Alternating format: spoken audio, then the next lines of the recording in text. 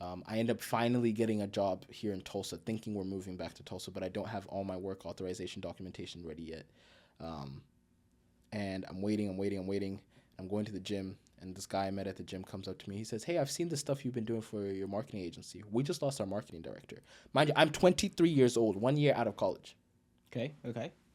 We just lost our marketing director. I've seen your work. Do you want to come do it?" I didn't study marketing. No, you didn't. I self-taught myself all of it. I studied business, computer science, and sociology. And he goes, "Will you come be our marketing director?" At 23. For a $75 million company. I said, "What?" He said, "Name your number. We'll pay it." I said, "God, what?" So I named double what I was going to make here in Tulsa. And they said, "Okay." So our entire plan to go to Tulsa got screwed. We stay in Springfield, buy a house a month later, buy 2 cars a month later. All of a sudden, we've gone from being broke, WIC stamps, Medicaid, to being 23 with a house, leading an entire department in a company. Wow. For about a year and a half.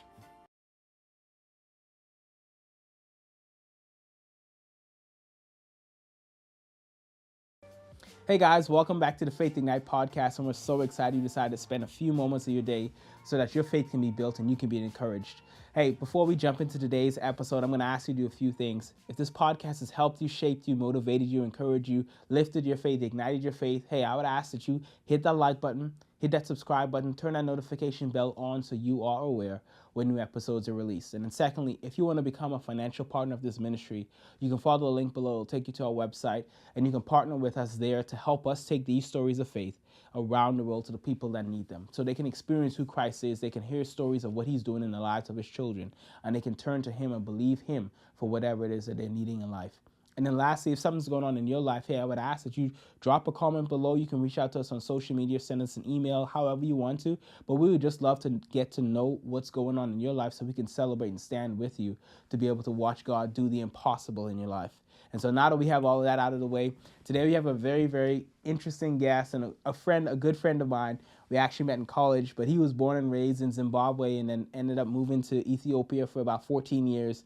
And then God opened up a door for him to come here stateside, and he went to Virginia for a little bit for schooling, and then transferred to Oral Roberts University, where he majored in business. While I knew this gentleman from the time that I did, he was always into helping people. So he now serves as a coach, not full-time, but as a coach, just being able to give back to those that may not know the game or just be able to want to grow and develop in that way. And so he's actively serving in his community, being able to help kids grow in the sport of soccer. But outside of sports and extracurricular activities, he's a marketing guru, genius, I would say. Well, he'll go into all that stories. But I'll leave the rest to you. But ladies and gentlemen, without further ado, please help me welcome our guest, Mr. Schlitz. Let me get the last name right. Mussolini? Masheleni. You butchered it, bro. Well, I'll have another time to say at the end of the podcast. Masheleni. Masheleni. Schlitz, ladies and gentlemen. Devon, thank you for having me, bro. It's a pleasure. It was funny when I was growing up in college. You were my resident director, and I used to see you do these podcasts and see you doing all this social media stuff. And I was used to watch, and I'm like, okay, he's doing that. And full circle. 4 years later, I'm now at your podcast, actually talking to you. It just feels surreal, bro. So, Amen. Pleasure to be here. Thank you for having me, brother. Absolutely. So, $1 million question. Talk to me. Who is Schlitz? You asked me that, and even we talked about this right before this podcast. I was like, how do you want me to answer this? And I can't boil it down to one answer. I think there's 3 ways that I can answer this, right? Okay. The first of which is I'm a byproduct of God's grace. I am the living, walking byproduct of the grace of God. We'll touch on this a little bit as we go on, but I have been a mirage of mistakes, a mirage of so many things that I might have done wrong, but the Lord's grace has still been on my life. And it's one of those things where I look back on my life now and just processing as we're about to go into this. I look back on my life and I made mistakes even though God had given me everything that I needed and everything that I want and everything that I could have ever wanted, right? Mm-hmm. And looking back on that, I still look at the grace that God had and said, hey, it wasn't a hey, I gave you everything, so you've messed it up and you've lost it. It's I gave you everything, you messed it up, and despite that, I'm still going to give you more. And that I'm a byproduct of the grace of God. Vocationally, I am a father, a son, a husband. I am a coach. I am a director. I am a cheerleader. I am a brother. I am a friend to many different people in many different capacities. I'm a big brother to blood and to not blood. So I serve in whatever capacity I can. I strive to love every single person that I can, the best that I can. My internal mission is to really honestly bring a smile to the Father's face, and also love everybody that I ever meet. So one thing that I learned for myself growing up was I'll look in the Bible, and it was pretty clear to me, right? The Pharisees go up to God, to Jesus, and they go, hey, what's the most important? It might have been the disciples, not the Pharisees, actually. And they go, what's the most important commandment out of everything in the Bible? And Jesus simply says, love the Lord your God with all your heart and all your soul, and love yourself, and love others as you love yourself. Yep. And I said, he didn't say, we can weigh it different ways. He didn't say, there's a balance. He literally gave them an answer. Out of all the times that Jesus has to answer disciples and Pharisees, and he uses parables, and he does this cryptic answer, one time he says, literally, this is it. Love God and love others as you love yourself. So I took that and I said, well, it's literal. Love God and love others. That's the entire goal of this of our planet, of our journey here. And I took that very personally and started to apply it to every area of my life. And that's who I am. So you might as well just go straight. We might as well just jump into it. Let's jump, brother. Let's jump. So coming to the U.S. in Virginia for a bit, and then came to ORU, and then that's when our paths crossed. Yeah. But prior to that, when was faith real to you? Like, you could live on someone else's faith, but when did faith become real to Schlitz? I would say it's an interesting thing, right? Because it's a nuanced answer. I think faith is like an onion, and you expand it on it, and you learn to understand it more in your life. So growing up, my grandma was the first vision I had of faith. She was in the Salvation Army, and in Zimbabwe specifically, you play the tambourine. They are acrobatic with the tambourine, not just, but they are doing things, throwing it, flipping it, doing all the things. And she used to take us to church, and I used to watch that a lot. And I used to watch her worship the Lord. And the sad thing about that was she died at a really young age, so I never got to ask her some of the questions. But every time I remember things about my grandma, and I was really young, and she's some of my earliest memories, she just loved. She loved me. She loved her students. I remember I walked into her class one day because we used to live on the school campus with her, and my parents used to live with them because my dad didn't have a job at the time. Okay. Then that's an important note to remember for later on in life. Okay. But my dad had gotten my mom pregnant, and they moved in with my mom's parents. And my sister was born, and then I was born, but they still stayed in that house. And I remember walking into my grandma's classroom, and I walk in there, and she picks me up, and she starts this is my grandson, screaming at the top. And I'm just a kid, right? And I'm I could barely talk, barely walk. And everybody in the classroom just got super excited. She pulls out these candy and nuts and gives it to everybody just because her grandson came in the room. So that was the first depiction of true love. And that's when I really just looked up to her and started asking why is she like this, So when she passed, it was okay, grandma's gone now, but she taught our whole family about this. And my family is a family of faith. My dad moves to Ethiopia, and we actually started attending a Christian school called Brigham Academy.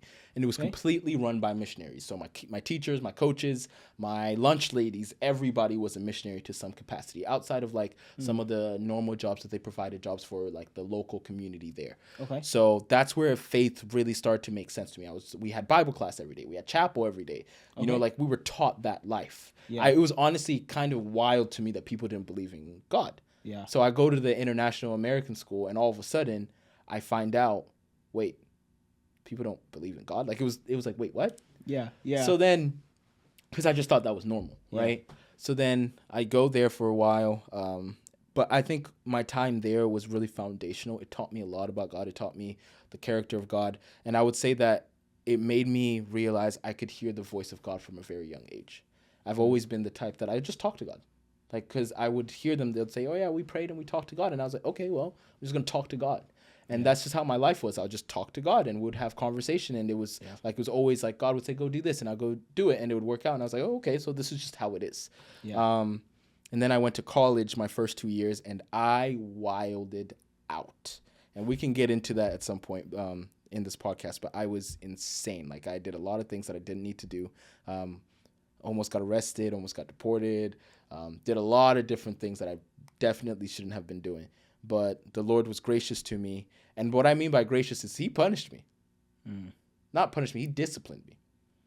I learned the wrath of God in that season, but it brought me back to him.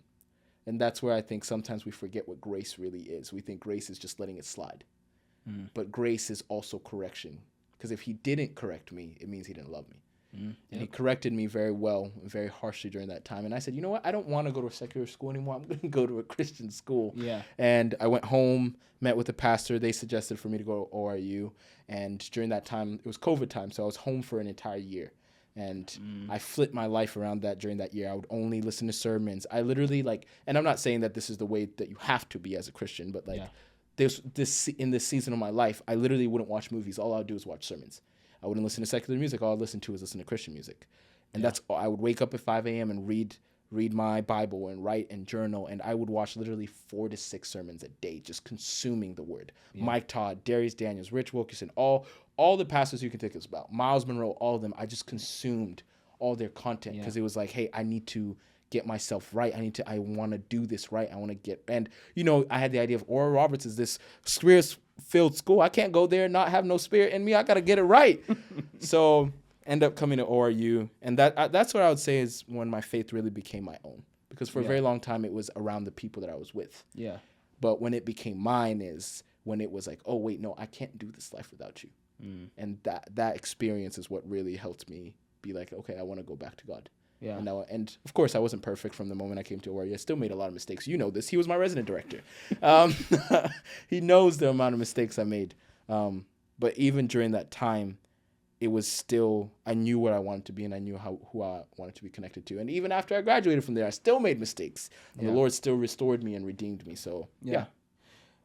So I know we talked offline, but I want you to share with me again. I like a good story, but share with me and share with the people that's listening about the crazy redemption story. Yeah.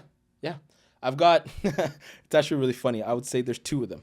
I was like, he was about to ask which one. Maybe even 3. We'll start with the one in college. When I went to college in Virginia, I was there for 6 months, and I ended up being an RA. I was a first-year orientation leader. I was direct liaison to the president of the school. I was meeting with the board of trustees. I was the token international child, right? Okay. So, but I was also wild at the time because there was a lot of reasons. I grew up in a family where I had a lot of pain, and I came from a lot of pain with my dad. And for a period of time, I really hated my dad and I hated my mom, and it was just not a really good relationship. And it impacted me a lot. And I had a lot of pain from like a performance mindset and my parents expecting the most from me, which now I'm very grateful for, and I understand why they did it. But in the moment, it was very hard because it impacted our relationship a lot. So I get to college, and I have a lot of hurt and pain, and soccer was my outlet. Yeah. So I go to play soccer in college, and I don't make the team. And they're just like, yo, just come play with us once in a while. And I'm like, wait, what? I've worked for years at this sport. Yeah. And you're telling me I can't play? And I was like, this was my one release. So I was like, well, forget it. I'm just going to go run track because I was fast too. Okay. I'm just going to go run track and I'm going to party. I'm going to smoke. I'm going to drink. I'm going to sleep with girls. Because, in high school in Ethiopia, there's a drinking limit, but there's no drinking limit. Like, nobody IDs you. So I had all my friends in high school that did all that life. And I didn't because I was focused on soccer, because I was focused on my word, because I was focused on working in school and making my parents proud. Yeah. Right. And I had moments where I did, but I really wanted to do it the right way, right? Yeah. So then when I got to college, I said, well, forget this. Why should I do that? And I had a lot of pain. I had a lot of hurt. So I started smoking, drinking, sleeping with girls, partying. I'm talking every single weekend. Friday would come back from the track meet, go be stupid with the boys. And, it's the college experience that everybody says. But during that time, it just kept getting worse. I went from weekends to 3 times a week, to 4 times a week, to every single day, to now smoking literally $100-$200 of weed a day, where I thought my room was like, I felt as if my room was almost like a hookah bar, like it was a weed bar where I'd invite people and we just have fun. Like, don't get me wrong, sin is fun. Let's not get it twisted. Sinning is a lot of fun, and we had a lot of good memories, and we made a lot of good when we had a lot of fun. But it wasn't. We were running, and I knew that, and I knew I was running for a large period of my time, and. My sophomore year, I come back. I still have all these leadership positions in the school. I'm the A-star student. I'm on the president's list every single week, and it's like, oh, okay, he's great. He's doing the things. He's the token child. You know what I mean? I do all the things that are needed, but I start to, and everybody around me honestly start to watch me deteriorate slowly. I was smoking so much weed that you would be like, hey, Schlitz, how are you doing? And I'd go, hi, how are you? I mean, what'd you ask me? Wow. Just because I was consuming so much of it. Just because I was trying to hide a lot and paint and deal with a lot. So long story short, I ended up smoking a lot. And to this day, I don't know if it was that it was laced or I was tripping or the God himself let me go. But before I even get to that part, I went to church one day, and I went to church high for the first time in my life. Never do it. Don't suggest it for anybody. And worship was an experience. I'll tell you, it was fantastic. And I come back to my room, and I said, God, I've seen you in my life my whole life. And I appreciate it. And I see you're trying to call me back.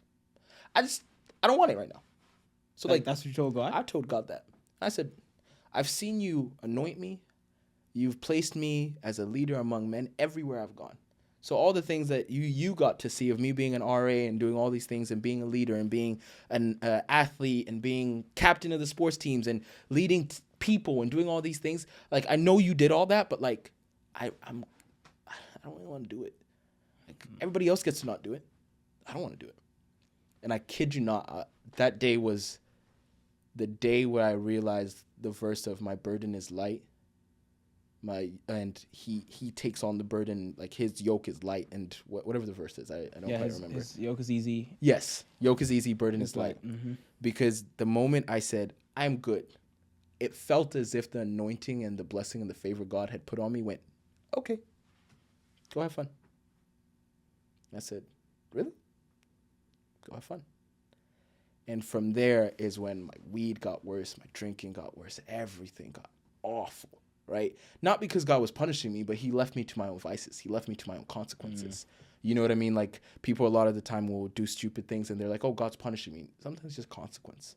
Yeah. It's consequence of your actions. My brain was literally deteriorating. Like, I was showing up to class smelling of weed, and they were skeptical of me. And my room smelled of weed, and it was not good.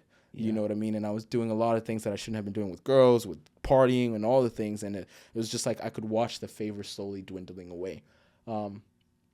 And it was a weird experience. And I ended up, anyway, one day I don't know if it was laced. I don't know what the situation was. But I ended up making a lot of mistakes. And I ran to my dean.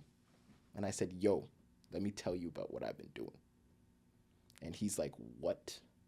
And at that time, people that smoke and do drugs understand this. I had started to read the Bible while I was intoxicated and while I was drunk and while I was smoking. And there's a reason the Bible said that stay sober so that you can understand and receive the words of God. Because you will misconstrue, you will misunderstand, and you will contort things of the Spirit and things of God when you are not in a sober-minded place. And for about a month, I was just reading the word, thinking I'm understanding things that, honestly, I had no business reading at that time. Trying to make connections, believing I'm this smart kid because, like, I could find things while I was high and just make connections. And I was convinced that I'd figured out the truth and nobody else understood. So I run to my dean. I'm like, hey, let me tell you about this, bro. And he's like, I don't think I want to know. And I'm like, no. Everybody, all of y'all got it twisted. Christians don't know. Non-Christians don't know. Let me tell you guys about this. And I literally grab him and walk the dean of my college into my room and go, let me show you. And he's sitting there. He's like, I don't want to see this. And I literally rip a bong right in front of him. And he leaves and he goes, okay. Calls the cops. I leave, by the way. He leaves. I walk away. I go get food. Come back to my room. Security's there. Deans are there. And they're looking at me. They're like, you had it all. What are you doing? But in my mind, I'm like, I'm Jesus in the Garden of Gethsemane. What's up, y'all? What y'all gonna do? Dang. And I was gone. Like, bro, I was not in my right headspace. So, like, a lot of the time I see people that are on drugs now and they're coming out and they're saying things and it's like, no, you just have it twisted. Yeah. You're being lied to. You're confused. You're not perceiving things as they are, you know? So, long story short, I was cooling, and we're going to speed past this, but I end up in a mental health ward because they couldn't arrest me because I didn't have any weed on me. The cops came to arrest me. Now, mind you, I'm an international student. Right. I just smoked weed in front of my dean who signed my I-20, where I-20 is my documentation. Right. And they call the cops. The cops come and go, and I literally look at them and I say, deport me. And they go, well, we can't find any weed. I'm like, oh, I guess I finished it. Now that's grace, number one. And they go, where's your ID? Can't find my ID. And then they end up going, okay, we can't arrest him. We're just going to take him to the hospital because clearly something's not touching. Yeah. So they take me to the hospital. I sit in the psych ward for a day. I sleep, crash, wake up, and I realize what just happened. I have a full panic attack about it, crying, doing all the things. And in the one room I had one thing, and it was the Bible. And I was like, God, what do I do? I've messed everything up. I knew I wasn't supposed to do this, but what am I doing? But it was really interesting because during that time, I was just like, I was in there for 4 days, I think it was. And during that time, I really just started saying, okay, God, like, please start to do something. And I wouldn't say like I walked out of that 4 days. I knew, man, that's not what happened. Yeah. Right. Yeah. Like I stayed in there. I needed work. I need to literally detox. Yeah. But it was really interesting that even then, the moment I turned back to God, it was as if he said, okay, I got you. And the hand came back over me. It was so crazy. Like I could tell you guys some bizarre stories of people that were like gang members, druggies, gangbangers, sitting talking with me. And I'm just like, yeah, I'm just a kid from Zimbabwe. Like, yeah, like the Lord gave me grace and brought me here. And they're like, what you talking about God for? And I'm like, yeah. And I tell them about it. And they're like, okay, I want to know more about this. Like, there's this guy that was in a gang, and I literally testified to him about the story of Jesus, not my own, because I barely knew what I was doing. Just literally told him about the story of Jesus. And he goes back to his room. Next morning, he comes. He's like, bro, I accepted Jesus into my life yesterday. I'm sitting there. I'm like, bro, I'm in a psych ward. Why are you listening to me? And he gets released for actually being on good behavior. They ran all his tests, and he was good. And the only thing he had was a pair of socks. And he comes back. He's like, you changed my life, and gave me a pair of socks. And I'm like, I'm in a psych ward, God. Yeah. What's going on? Lo and behold, my coach from high school happened to be passing by the city. They get a hold of my parents. My parents are like, he's the only person that can pick him up because that coach was really close to my parents. Picks me up, takes me down to South Carolina. Don't even talk to me about what's going on. And they just love on me. Wow. And I'm trying to explain to them what's happening, trying to justify myself. And they're just like, oh, no, you're good. What you want to eat? I'm like, well, I don't know. I don't know what happened. I was hurt. I was sad. And they're like, what do you want to eat? I go, I kind of miss Ethiopian food. And they go, all right, drive 2 hours to an Ethiopian spot. We eat, come back, let me sleep, wake up the next morning. I'm like, guys, I've been thinking about it. And they go, you're okay. Yeah, not even talking about it. We love you. Hey, do you want to go play volleyball again? I'm like, yeah, go play volleyball, come back, shower. Hey, your parents said, let's go home. I'm like, but do y'all not want to understand what happened? They're like, you're good. We love you. Wow. And I get in the plane, get home. That was a whole trip. Me and my dad didn't talk for almost like 30 days. He would come home, just look at me. And that killed me. Because even though I had a lot of issues with my dad, what son doesn't want his dad to look at him and say, I'm proud of you? And doesn't talk to me for 30 days. Yeah. And one day he sits down and talks to me, and we have like a full heart-to-heart, just bare everything on the table. And he's like, you're my son. He speaks life into me. But he's like, we don't know what to do from here. And mind you, the one thing my dad my entire high school career had said is, go to college, cool, go have fun, great. If you're going to drink, don't get drunk. If If you're going to sleep with girls, use a condom. Do not do drugs. So the one thing he asked me not to do is the one thing I did. And I'm sitting across from this man, and he's like, I want to rip your head off, but I love you. My mom loved me from the moment I landed. She said, what happened, my boy? I told her. She cried. She gave me a hug. Loved me. My dad, he still loved me, but he had to discipline me. Yep.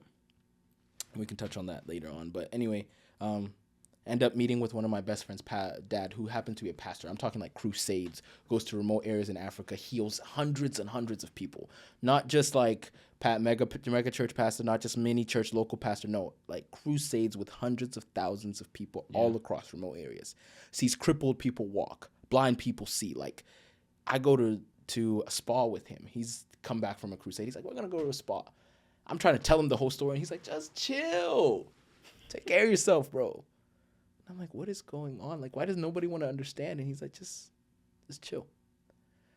And then eventually he sits down. He's like, I've heard you talk about this whole thing. Schlitz, you're the only person that's running away from ministry. We've always known you were going to be a ministry. We've always known you were going to be a pastor. To what degree, we don't know. But you're the only one running. And I go, well, I just don't want to do it. I want to make money. And he says, I own half this hotel. And I'm a pastor. What's going on with you? And I go, wait, hold on. He's like, I've got $500 shoes on my feet right now. What's going on with you? And I'm like, wait, no. I'm like, nah. And he's like, and he had somebody from Victory Bible School with him.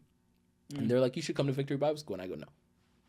Like, I love you, Lord. I know you've always called me. I know I've always been called to some sort of ministry. I'm good.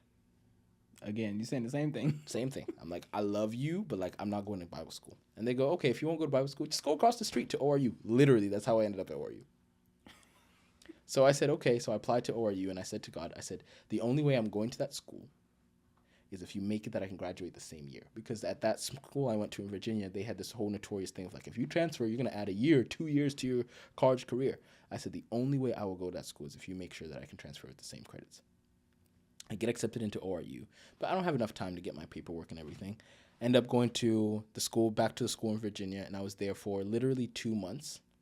Crazy thing is, I slipped up again. I got really depressed.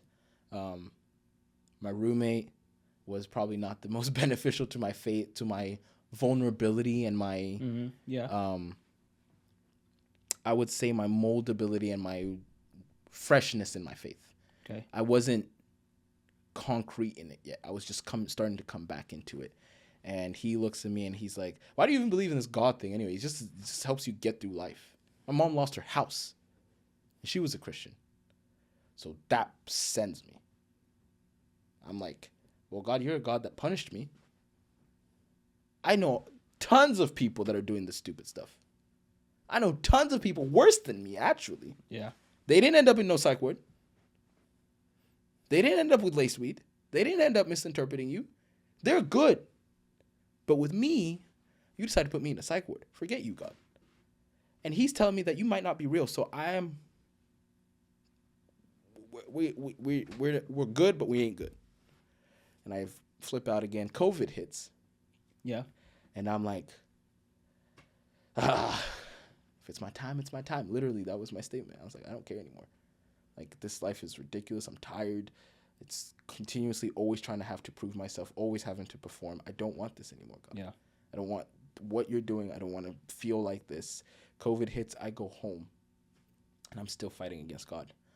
And my best friend calls me and she's like, hey, the Lord put you on my heart. And she had flipped her whole life around. She had this very similar story to me, but she didn't go get arrested in a psych ward and whatnot. Yeah. And she goes, hey, the Lord put you on my heart. What's going on with you? I'm like, nothing. I don't want nothing to do with him. And she's like, no, but he wants everything to do with you. And I go, nah. And from the moment I hung up on her, for about 2 weeks straight, no matter what time I slept, 1 a.m., 12 a.m., 10 a.m., I would wake up at 4 a.m. And I'd be exhausted. I'd try to go back to sleep, and I couldn't sleep. I can speak freely, I would masturbate to try to go back to sleep. I would drink. I would do all the things. Could not go back to sleep. The only thing that would put me back to sleep was I was on social media one day. I listened to a clip of a sermon by Mike Todd, went and watched the sermon, and I'd fall asleep as soon as they said amen. So I picked up on it. I said, all right, cool.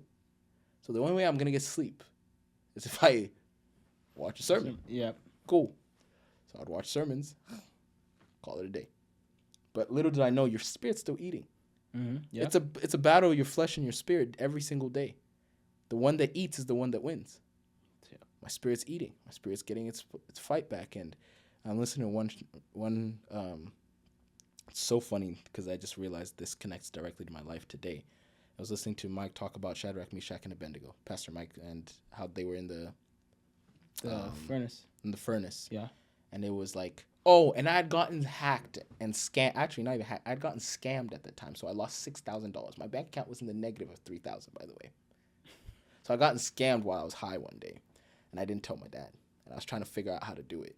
And the bank was like, you owe us money or we're coming after you. And I'm like, this is also why I was mad at God. Which it wasn't even his fault. It was just me being high and being stupid. Yeah. But Mike says that, and I go, you keep asking me to come back to you. Why? Like, I don't understand. It's like, just because I love you. I'm like, all right, God. I want you to fix everything in my life. My relationship with my dad, the money, the weed, just fix it. And I go back to sleep. And I wake up in the morning and God says, but even if I don't, are you ready to come back? And I just surrendered. I said, I'm done fighting. All right, big man. Even if you don't fix it all. Here. And he goes, go tell your dad. Tell my dad what? That you're $3,000 in a negative balance. And I'm like, and I'm a college student. To us now, that's like, okay, cool. You'll be all right. Yeah. But I'm a college student. Yeah. Making $725. That's the end of the world. Like that. Barely working 6 hours. That's about 10 months of work right there. And I'm like, where am I going to get this money? Yeah. Go and tell my dad. My dad was livid. Chewed into me. Just absolutely chewed into me. And I walked away and I said, yes, sir. Because I had submitted to the Lord. It doesn't change the fact that everything you've learned, just because you walk away doesn't mean that all the things you've learned throughout your life just go away. Right. They stay. So I just reverted back to what I knew. Yeah. And I go, yes, sir. And I walked away and I went to God and I said, I did what you asked me to do. And he said, okay, go to sleep. Wake up the next morning, my dad comes in and goes, I still love you. And walks away. I look at my phone. Bank balance is gone. Bank goes, oh, we just wrote it off. We realized you were scammed. You're good. Huh? So I've been fighting with you for 2 months. And the moment, and I go, okay, I'm about this. I like this. I like this version of you, God. Yeah. And then ORU gets back to me and says, hey, you got accepted in January. Do you still want to come? And I go, yeah, if I can graduate. And Katie Lentz, shout out to my Tulsa mom, who's now in Florida, does all the things to make it possible for me to be able to graduate the same year, fights for me, talks to professors, pulls all my grades and stuff like that, makes it possible. And we would do Zoom calls every day at 10 p.m. to like 1 a.m. because that's the only time that I could find to meet with her in American time because I was in Ethiopia. Right. So we do all the things, find a way, da-da-da-da. And I'm like, all right, God. And he's like, yeah, are you ready? It's time for go. I'm like, my mom had seen me transforming my life, seen me starting to watch sermons all day. She's watching these sermons with me because I'm downstairs. Everybody's watching sermons. If I'm downstairs, I'm not watching anything else. And my mom's a Bible study teacher, so she's just loving it. She's like, yes, my boy's coming back. Yes, yes, yes.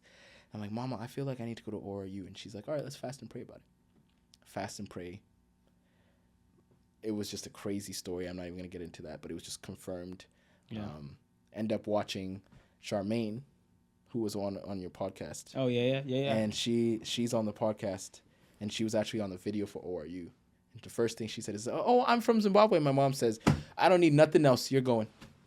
And I go, huh? And she says, you are going to that school. Goodbye. Goes upstairs, lets me watch the rest of the sermon. That's the first time I heard that the parable of the woman who was bleeding aligned with the 12-year-old. Yep. That she had been suffering for 12 years. So when that girl was born is when her suffering started. Hmm. And that's when the Lord was like, you've seen too many coincidences in your life to not think it's not me. So I go, all right, cool. Go to my dad. I say, Dad, I want to go to the school. And he'd come home that night. And he says, what? You really think I'm going to send you to another school after everything you've been through? Ain't no way. Go to sleep. And I go, but God. And he says, go to sleep. I go to sleep. I wake up the next morning. My dad comes in and says, you write me a pros and cons list comparing the two schools for me real quick. I'm like, okay. So I sit up, pull out my laptop, write all the things, print it out in color, by the way. Color. And I take it to him. He sees it and he goes, I don't even know why I asked you to do this. Crumples up the paper, throws it over our wall, and goes, God already told me where you're going. Pack your bags. You're going to that school. Wow. And I go, all right, God. One last piece of confirmation. If I am supposed to go to that school, you're going to waive, because my visa had expired, you're going to waive my entire interview process. The next day I get a message from the embassy, and they're like, but due to COVID, if you've lived in the States for longer than a year, you don't have to come in for an interview. I froze, bro.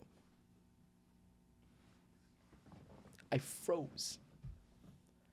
And I go, all right, big man. So I put in all my paperwork. Country goes into civil war, so everything goes into pause. Oh, yeah. And I don't even get to go in my first semester at ORU. I had to be online. But the funny thing is, all these classes that ORU students don't take for real, spirit empowered learning, spirit empowered living, all the the classes that are like Oral Roberts books and some of the students don't actually take seriously.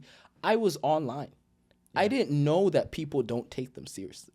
I didn't know that people do Quizlet for these classes. Oh, yeah. So I read the book. Oh, you was doing the real stuff? Oh, I preached the sermons. I wrote the essays. I was like, yes, this is what I'm supposed to do. I'm going to the Spirit Empowered School. How on earth am I not going to show up prepared? But they transformed me as a man, how I thought, how I lived my life, all the things. And in January, I ended up getting my visa. So I was 6 months online. January, I ended up getting my visa. And the Lord says, hey, your word for this entire year is going to be restoration. I said, restoration? I'm going as a junior. What are you going to restore? Transfer into ORU as a junior. 6 months, working hard in school. I was a referee for the intramural team. I remember that. And that summer, you, me, Taylor, JB, all of us worked together. I do remember I became an RA again. Yep. I was a orientation leader again. I was in the student government. I was in the admin. I got every position that I lost. Because I got fired from all those, by the way, when I went to the school. You would assume. Yeah. Because I almost got arrested. I got fired. I lost justified. It all. Just completely justified. Yeah. And I come back, and within 6 months, every single title's back. Wow. Restoration. Yep. So I'm like, all right, God, this is a vibe. I'm about this. Here's the crazy thing. I still wilded out that because I got hurt, I got my heart broken. And I was like, I wasn't mad at God. I was just hurt. And I just didn't know how to process my emotions and didn't know how to deal with that. So I wilded out. And I would switch back and I would wild out and I'd switch back and I would wild out and I'd switch back. And it was just like this constant back and forth where God's like, it wasn't even like, God, I'm tired of you. It was just like, God, I have this habit. I don't know how to stop it. Yeah. But the Lord was still so good to me during that time. Like his favor was still on me. And I think it was just because I was fighting. You know what I mean? It was like, it wasn't that I would just give up. It's like I would do it and I'd be like, no, it's not right. I want to go back to God. I want to go back to God. I want to go back to God. And I would have seasons of being really good and seasons of being really bad and seasons of being really good and seasons of being really bad. By bad, I mean just making stupid decisions and drinking and doing all the things. No, not smoking and sleeping with girls, but I was drinking and partying sometimes. Which is funny because I went to a Christian school that I said I was going to be a good old Christian boy. Devon was my RA. He was my resident director. But I kept it from everybody, and most people didn't know about it. I graduated. I was able to give the commencement speech, which is grace on its own thing. I do remember that, yeah. Restoration. I cried when they picked me. And I had just broken up with my girlfriend at the time, so I was heartbroken again. And God's like, are you ready? Are you done?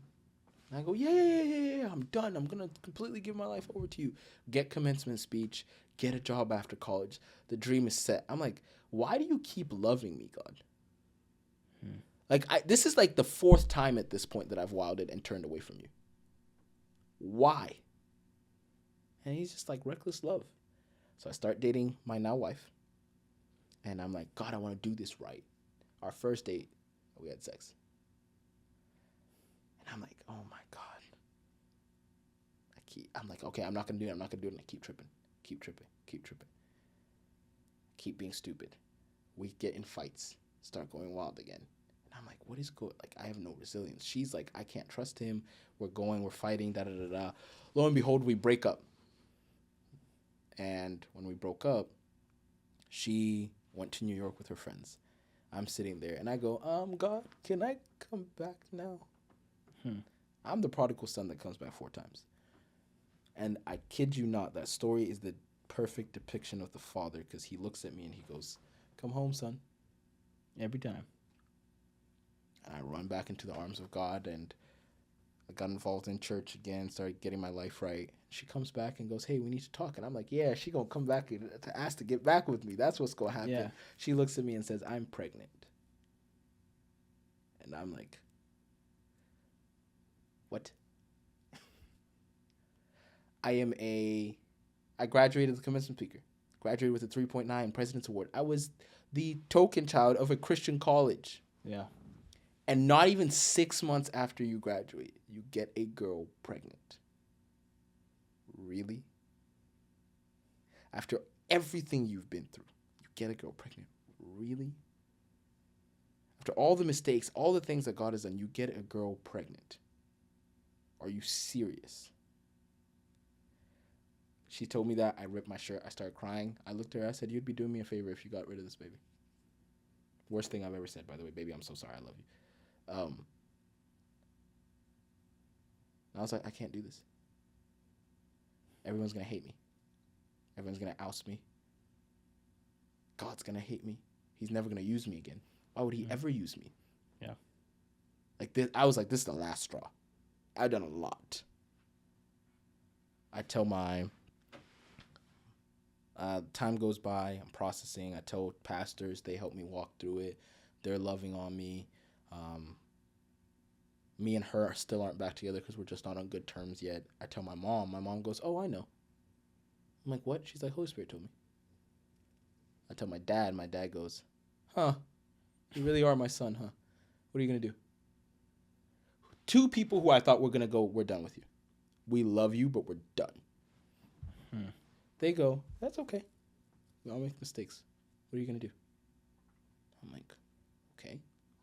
Her parents come. Mom takes me out to dinner and goes, hey, I forgive you. I love you. I'm not with your daughter, ma'am. Yeah. I just got her pregnant and I'm not marrying her. Why are you looking at me telling me that you love me? Her dad calls and says, I forgive you.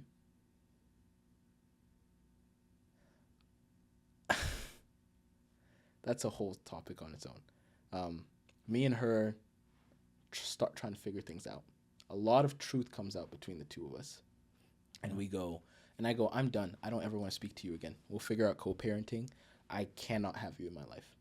I absolutely hate you. She moves in with her parents because she was pregnant. This is ORU. She's not married. She was just scared to get kicked out. Goes to move in with her parents. I'm sitting there. We go about 2 months, not a word spoken to each other. I don't check up on her. She doesn't message me. She doesn't call me. I don't want to hear from her. Nothing. Right? And this is a very long-winded story, so you might have to cut this into 2. We'll figure it out. Yeah, so then she stays home. We don't talk. My dad happens to be coming to the States for the first time in my entire college career, outside of when he dropped me off the very first year. And he comes home. He's in D.C. He flies me out to D.C. Me and him are hanging out. And I had gone back to what I knew. In a moment of crisis, what do? You stop all secular things and you turn back to the Lord. Sermons all day. Waking up, work out, go to work, read my Bible. Come out of that, work out, sermons, go to sleep, wake up, work out, sermons, worship music. I'm just like, God, I don't know what to do. God, I don't know what to do. I need you to literally help me because I have done it again. And my dad was there for 3 days. For the first 2 days, he didn't say a single word about it to me. Just loved on me. Took me out to fancy restaurants, took me to like a $600 dinner between just me and him, took me with his colleagues, and my dad was in politics. Okay. So like we riding. Yeah. Like street stopped for my dad. And not just my dad, but like their organization. Okay. My dad's meeting with the president of the US. Like, so like we're living an entourage life. Like, yeah. I'm like, bro, what's going on? And then the last day, Emily, my wife, calls me and goes, hey, I just heard the heartbeat of the baby and I thought you'd want to hear it. And during that 2 months, I went from praying, God help her, because I ain't never going to help her again, to God, bring her somebody that will help her, to God, if it be your will, bring her back to me. So when she called me, was in that God, if you... So then she calls me. We end up talking for literally 24 hours straight, just airing out everything, because it was the weekend. My dad was in meetings, Okay. Me and my dad spent one last meeting together. We finally talk about everything. He's like, I don't care what happens. I got your back. Like, I'm here. And he leaves. Me and Emily talk for another 2-3 days. I'm speeding past this part. And I decided to spend 2 extra days in D.C. with just God. And I was fasting. It was just me and God. I literally would not speak to anybody. I would just go get food, had my phone off. I was just fasting and just being like, God, I got to hear from you. Like, I need to hear from you. He leads me to watch the movie Redeeming Love. Okay. And I'm like, because I was mad at her. And I'm like, God, I hear what you're trying to say in this movie, but I won't marry her. I'm good. I don't trust her, and I want to be with her. And he says, now go read the book that it's written on that. And I go read the book of Hosea. And I say, I see what you're trying to cook here. I know you. You have a tendency. So here's what I'll do. I'm going to go read the book of Hosea, but I'm not going to listen to you unless you tell me exactly how much to spend on the ring. I read the book of Hosea. It talks about how much he buys Hosea for. And I say, what's that price in US dollars? It's 1,400 USD. Because it was silver shekels. Okay. The equivalent of 1,400 USD. I'm like, all right, like, I'm done fighting. So I'll just go to that. Mind you, I'm not even dating her at this point. Okay. We're not even back together. We just talked for the first time in 2 months. And I go to the ring store, and I go to buy a ring, and they go, hey, and I knew what she had wanted, because we had dreamt one day and talked about it. And I go, hey, how much is this ring? And they go, well, it's $7,100, but today we have it on a sale. And I go, okay, so how much would it be? I don't have money in my account, so I don't know how I'm going to pay for it, but, like, how much would it be? They're like, well, we have this, like, credit application. I didn't understand nothing about money. Yeah. I'm like, oh, okay. And they're like, we'll lease it to you. It's not a credit card, but we'll lease it to you, and then you just pay it back over 3 months. And I go, okay, cool. Well, let me apply. Oh, let me see what's good. And I apply, and it's $1,400 is the maximum they give me. And I looked at the lady. I said, no, and I walked away. I went back home. I went to sleep. Next day, my mom calls me. She says, hey, one of my students had a dream. And there was somebody in our family wearing a white wedding dress, and she was pregnant. What's going on, bud? And I go, well, this and this is happening. And she goes, if you don't go buy that ring by the end of the day, we're going to have problems, young man. And I go, Mom, I'm not even back together with the girl. She said, does God have to speak to you again? How many times has he made it clear to you? And I go to get the ring, and I walk away again. Go through a little battle with God. Go buy the ring. Emily calls me and goes, if you were thinking about proposing, no. Ring in hand, by the way. You can't just go return a ring. Yeah. So I'm like, okay. God's like, trust me. And long story short, I end up going to visit her like a month later. We get back together, start dating again, figure it out. We end up getting married. And after we got married, I lost my job. My company went under. Wow. So I lost my job. So I have to now move in with her parents, jobless, as her husband. Now, I pointed this out earlier. My dad lived with my mom's parents, jobless, with her pregnant. Really funny, really crazy. Just like, call it a coincidence, right? But we all know that there's no way that that's a coincidence. So I lived there, and the Lord tells me to start a marketing business. I start a marketing business, and I'm doing work for free. I'm making like $1,000 a month, max. I'm throwing away money because all that $1,000 is going into making sure we have a little bit to eat. Yeah. And the rest of it is trying to reinvest it back into the business to be able to make any amount of money to live for our lives. We're on food stamps. Because her parents could have like take care of us, but they don't got the money to take care of 4 full grown individuals. Yeah. Both with cars, both with insurance, both with our own bills, and my apartment is still mine. So I'm trying to figure out ways to pay for it, sublease it here and there, find somebody to go in there, pay part of it, and I'll pay the rest. It was a rough time, dog. I was depressed. Oh. So we're living on food stamps. She qualifies for Medicaid. We were broke. Broke. My wife is the one working. My pregnant wife is the one working while in school to sustain our family. And I couldn't get a job. I tried. I kid you not, I applied to over 2,000 jobs. Wow. I called so many people. Could not get a job for 10 months straight. Not one. Got the scam jobs, got all the things. Nothing worked out. My daughter gets born. But we're broke. So Medicaid pays for everything. She gets born and we don't pay a dime. We go 3 months with me and my wife living with our daughter, figuring out how to do this whole thing with a baby now. Yeah. And I want to give a special shout out to those. There were a certain group of people that stuck with me during that time. You and your wife were one of them. Yeah. And there was a group of people that walked away. That hurt a lot. Made me question everything that the Lord had ever put inside of me.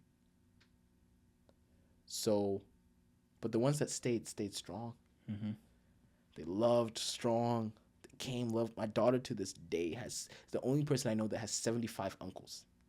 Because all my boys were like, oh, that's our shoddy. What you mean? She walks around ORU like she owns that place. Because she knows, like, these people have been around for everything. Yeah. She doesn't know what everything is, but she's just like, oh, they ain't going nowhere. So she'll boss them around, walk around like they're hers. And it's fantastic. But long story short, long story long. We stayed together. We figured it out for 3 months, still living in her parents' household. I end up finally getting a job here in Tulsa, thinking we're moving back to Tulsa, but I don't have all my work authorization documentation ready yet. And I'm waiting.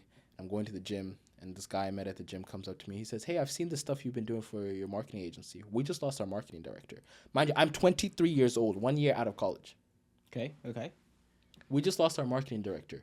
I've seen your work. Do you want to come do it? I didn't study marketing. No, you didn't. I self-taught myself all of it. I studied business, computer science, and sociology. And he goes, will you come be our marketing director? At 23. For a $75 million company. I said, what? He said, name your number. We'll pay it. I said, God, what? So I named double what I was going to make here in Tulsa. And they said, okay. So our entire plan to go to Tulsa got screwed. We stay in Springfield, buy a house a month later, buy 2 cars a month later. All of a sudden, we've gone from being broke, WIC stamps, Medicaid, to being 23 with a house, leading an entire department in a company. Wow. For about a year and a half. Year and a half later, shout out to the best company in the world, Classy Llama, comes to me and goes, hey, we want you to come work for us. Name your number. We want you to come work here. I didn't say double because that's crazy. But they met me where we agreed upon. And now I oversee a team of 14 for a marketing agency at 25 years old. Mm.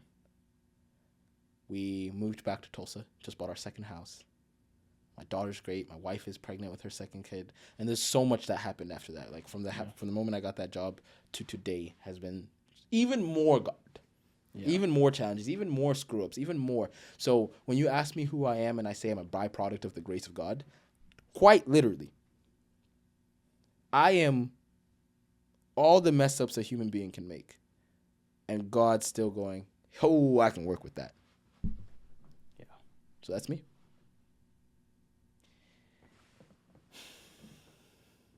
That was a very long answer. I'm sorry. No, it was a very long answer, but it depicts, like you talked about, the Father's love. And I understand no one's perfect. I understand that in this life you will make mistakes, and people expect you to live a certain lifestyle where you can't do this and you can't do that. But at the end of the day, grace, everybody needs it. Everybody is not going to be perfect. Your story is going to be a little different, and some people that grew up in the church may be like, oh no, like you can't be doing certain things, but at the end of the day, the reality is God's grace is going to meet you where you're at, and only when you're real about where you're truly at is where He's going to meet you. If you pretend and try to be something that you're not, it's not going to work. It's not going to work. But although your life was like this, big time. Sometimes like this, big time, and then back up. But at the end of the day, you had one thing one thing that was consistent. You always came back to God, no matter where you were, no matter how far you fallen. You always came back to God, and He was always there with open arms. And I want you guys to understand, like, yes, He would have given a long answer. That's probably the only time He can talk. We could probably wrap this episode up. But I want you to understand that at the end of the day, God is a God of love. No matter what you could have done, if you come back to Him, He is waiting for you with open arms. No matter the sin, no matter the mistake, no matter what was done, God is bigger than that. He doesn't look past that. He looks past your faults to see the need that His children needs. And He goes and He meets them where they're at. And that's, like you said, you're a real example of the modern day prodigal son. Quite literally. Yeah. Quite literally. Show Schlitz. The way we like to end every episode is this. If you can go back in time to that young, foolish, naive Schlitz, or to someone that's listening other than this podcast, what would be the one piece of advice that you would tell them? What would be that one thing that you would leave them with? I'll say there's two things. First and foremost, always go back to God. Me and my men's group were talking today, and it was repentance isn't punishment. Repentance is progress. So if you look at my life, it's just been progress.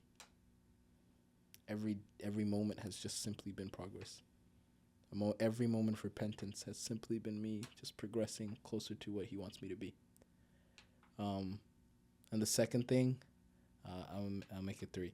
The second thing is, if all else fails, just love. Above everything else, just love.